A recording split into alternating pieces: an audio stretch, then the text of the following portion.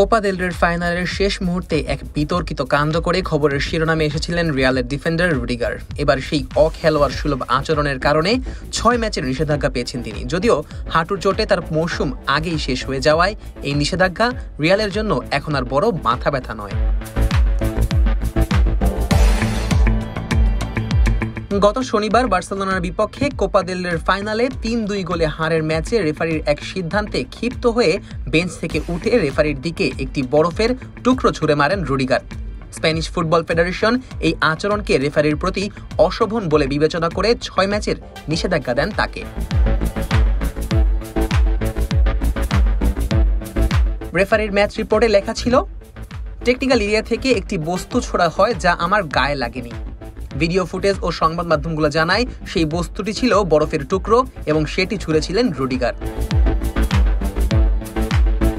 এদিকে একই ম্যাচে লাল কার্ড দেখা লুকাস ভাস্কুয়েজ 2 ম্যাচের নিষেধাজ্ঞা পেয়েছেন, তবে মিডফিল্ডার জুড বেলিংহামের লাল কার্ডটি ফেডারেশন তুলে নিয়েছে, অর্থাৎ তিনি কোনো নিষেধাজ্ঞার মুখে পড়ছেন না।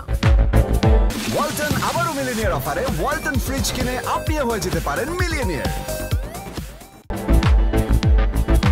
সেই ম্যাচেরই শেষ দিকে রুডিগার ইনজুরিতে পড়েন। পরে পরীক্ষা নিরীক্ষা করে জানা যায় তার বাঁ হাঁটুর বাইরের মেনিসকাস ছিঁড়ে গেছে। মঙ্গলবার সফলভাবে বাঁ হাঁটুর মেনিসকাস সার্জারি সম্পন্ন করেছেন এই জার্মান ডিফেন্ডার, যার ফলে অন্তত 6 থেকে 8 সপ্তাহ মাঠের বাইরে থাকতে হবে তাকে। এক বিবৃতিতে রিয়াল মাদ্রিদ জানায়, আন্তোনিও রুডিগারের বাঁ হাঁটুর বাইরের মেনিসকাসে ছেঁড়ার কারণে আজ তার অস্ত্রোপচার করা হয়েছে।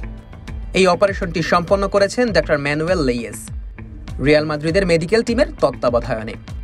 রুডিগার খুব শিগগিরই তার পুনর্বাসন প্রক্রিয়া শুরু করবেন।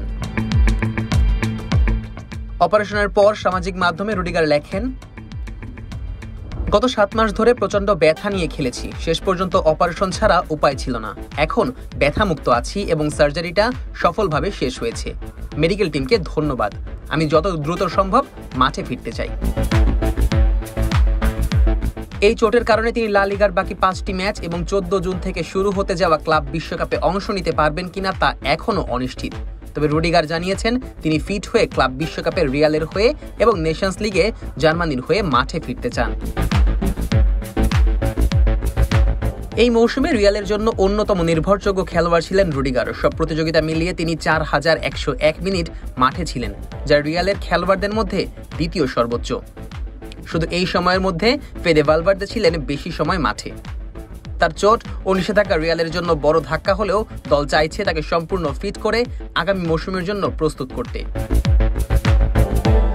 তবে রুডিগারের এই অখেলোয়াড় সুলভ আচরণে সমালোচনা হয়েছে বেশ। ফুটবল বিশেষজ্ঞের দাবি, এতে নষ্ট হয়েছে ফুটবলের সৌন্দর্য। Nazmus Sakib, on field.